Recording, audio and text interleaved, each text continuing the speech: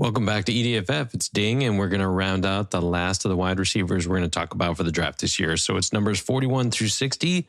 What are these guys to you? They're like your number 3 wide receiver, number 4, a bench stash, a bye week replacement. But if you started out with the heavy running back approach, this could be your number 2 wide receiver, number 3, depending if you went and got quarterback or tight end early. So pay attention to this one. Just like in the running back segment we did last night, a lot of these guys have issues. So we'll talk about a bunch of those. But first, a little bit of housekeeping.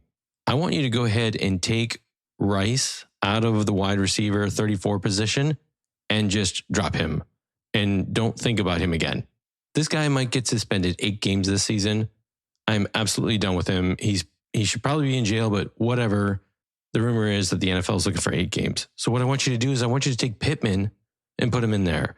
I know that sounds like a stretch, but Pittman is going to be the high target man now that Jones is going to be the quarterback, and that was announced just yesterday. So that really elevates his status. And with Downs still hurt, and Pittman, he's still a tall target, just not as good as Neighbors, obviously, but because he's not in his prime. But Pittman has some opportunities, so I would put him in number 34. Okay, a couple other pieces of news. Vele went to the Saints, so that means Denver, is not going to use his services anymore. The Saints, well, they're terrible, so that's not going to help him out, so I feel bad for the kid. Other news out there, everyone in San Francisco is hurt except Pearsall, so you definitely want to get that guy, and we'll talk about him in this round for sure. Devonta Smith has a new groin injury. That's not good. Both he and AJ are in trouble. Addison is hurt now, plus he's got the 3-game suspension, plus he's got a bye week 6. We'll talk about that here shortly. And then other than that, when we're looking at this list of what we're about to talk about, I'm not really worried about ADP. I'll throw some ADPs out there, but when it comes to this range, all you're really trying to do is finish your roster. Now, if you're going deeper than this and you're in best ball, we'll talk about a couple guys after this that you're probably going to want to target in the later rounds. But the big picture is now you need to get the guy you want. Most of these guys are wide receiver 2s on the team. So if the alpha gets hurt, they can become wide receiver 1s. There are a couple of wide receiver 3s sprinkling in here because they've got some serious talent. And we'll talk about why that is. Last but not least, we're always talking about opportunities potential. Wide receiver 2 could become a wide receiver 1, just in case there's an injury. All right, let's get into it. At number 41, I have Pickens. Now he's going in the 6th round, so you're going to have to pay a high price for a number 2 wide receiver. I'd rather go get a number 1. But if you believe that Dak is going to throw the ball more because he doesn't really have a running game anymore, then he's in a good place to get some targets, probably at least 100. Obviously, CeeDee Lamb is going to command most of the targets. At number 42, I have Pearsall. For all the reasons we already talked about, everybody is hurt in San Francisco. He's the only guy who's healthy. So at least for the first couple of games, you can figure he's going to get at least 10 targets. So I'm going to go get that kid. At number 43, Kirk. He's an 11th round ADP, so you don't really have to go out and jump and get him. He's the number 2 wide receiver, and I think he's going to get a lot of targets. His problem is he is injury prone. So if he can stay healthy, I think he sees 100 targets. And while I'm on the subject of 100 targets, that's really what I'm looking at in this range. If I can find guys who have 100 targets or more, or I think are going to push 100 targets this season, after, say, a successful first season and now they're moving on to their second or third, these are the guys I'm targeting. And Kirk is one of those guys if he can come back from injury. Number 44, I have Jalen Waddle. Now, if you want Waddle, you're going to have to get him at the end of the 5th round. That is way too high a price for a wide receiver 2. There are so many huge players that come after him. I would just pass on Waddle. And I will say, Waddle is kind of hurt, kind of banged up. We don't really know, but at this point, I would pass on him. At number 45, I have Wan'Dale Robinson. Now, he goes in the 13th round. He's the 2nd target, obviously, after Neighbors. Neighbors is a little bit banged up, so we don't know, what his week 1 status is going to be. So if Neighbors is injured or he's kind of nursing, Wan'Dale Robinson could take a big step up in week 1. And last year, he pushed for 100 targets. He could get that again. Number 46, I have Keon Coleman. I like this kid. He just needs to catch more of the balls that come his way. Obviously, he's not the number 1 target. Shakir is. But Shakir is nursing another injury. Allen, he's, he loves to steal all the touchdowns from everybody on his team.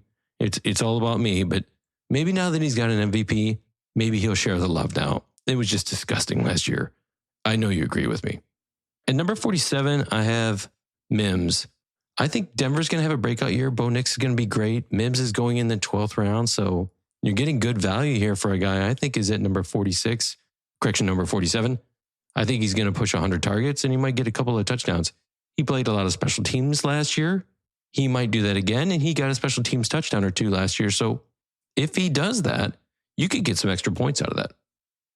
All right, number 48, I have Ray McLeod. The reason why I picked him is because Mooney is hurt, and I think the quote from the coach was, yeah, he might return sometime this year.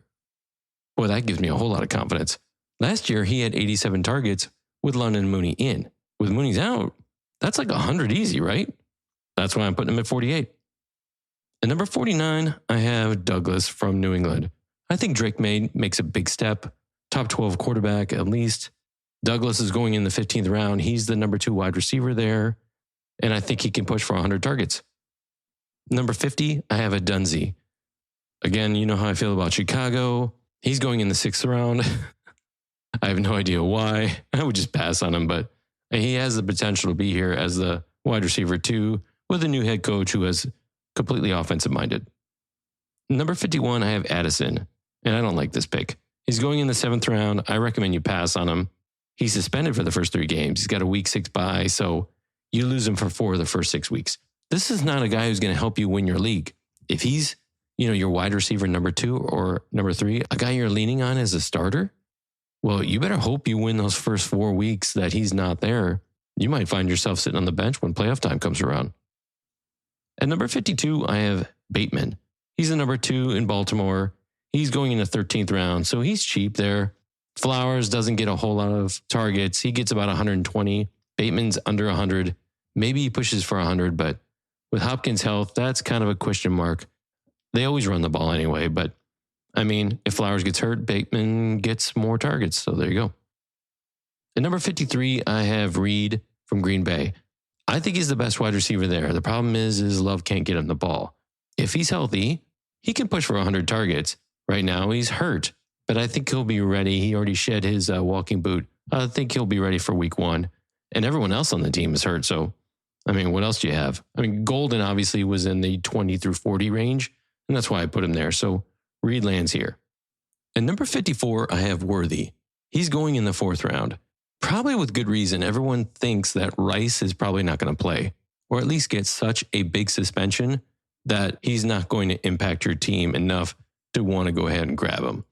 Now, a 4th round tender on Worthy is pretty high considering that Mahomes doesn't really throw the deep ball very well, had trouble hitting Worthy last year, and Worthy's not his number 1 target. All those things considered, I think he falls in this round. And then when Rice comes back, I don't want to say he's going to take a backseat. I think it's just going to hurt his value as you get towards the playoffs. All right, at number 55, I have Tyler Lockett. Now, he's a dependable vet, good hands. Yeah, he's lost a step or 2, but he's on a new team, rookie quarterback, and it's a cheap price. He's going way deep in the draft. So this is somebody you could steal in late rounds.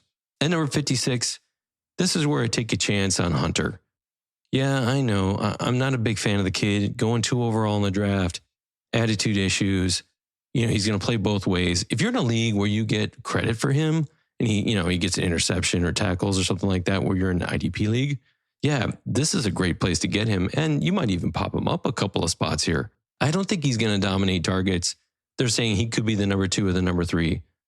I wouldn't say that. I'm not sure that he runs that grid of a route, but hey, we'll see what happens. I'm guessing 60, 70 targets, maybe a couple touchdowns, maybe an interception or 2 for a touchdown. At number 57, I have Mike Wilson. His issue, Harrison commands all the targets. Then you got Connor running the ball. Trey McBride, he gets a lot of targets. So he's really the 3rd wheel there. And he has a problem holding out of the ball. So if he can hold on the ball, stay healthy, and compete and catch those balls in the end zone that he seems to drop all the time, he'll be good. At number 58, I have Yoshivas, only because I love saying Yoshivas. I'm just kidding. He's the most solid number 3 in the NFL, I think.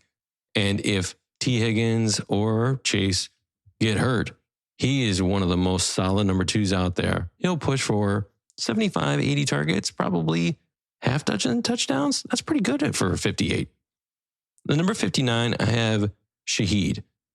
He's a wild card. He's got a lot of speed, catches those really deep touchdowns. His quarterback's terrible. If he can get open and he's got that kind of breakaway speed, maybe he can give you one of those big touchdowns or two. When he's healthy, he pushes for that if the quarterback has the guts to throw the ball. All right, last but not least, at least for the number 60, it's Downs. Now, he's already injured, but he is talented. If he gets back on the field, I think Jones can hit him. I just don't really think he's going to push for 100 targets. Let's see if he can stay healthy, but he has the talent to be here at 60.